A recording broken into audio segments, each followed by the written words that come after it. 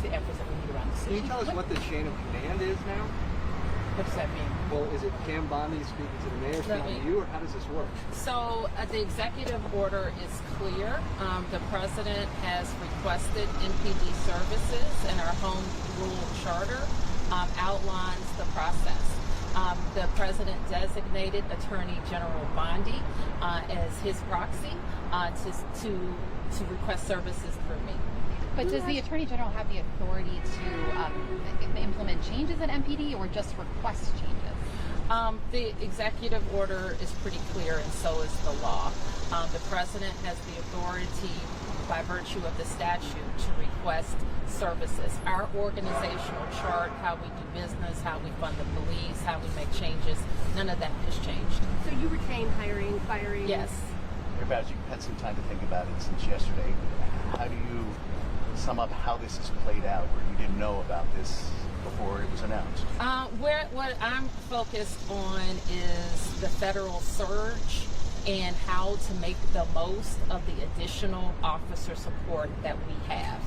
We have the best in the business in MPD and Chief Pamela Smith to lead that effort and to make sure that the men and women who are coming from federal law enforcement are being well used, and that if there's National Guard here, that they're being well used, and all in an effort to drive down crime. So how we got here, or what we think about the circumstances right now, we have more police, and we want to make sure we're using them. Are you concerned at all that some of the police that are out there are FBI agents who are assigned to offices who are now patrolling the streets at night?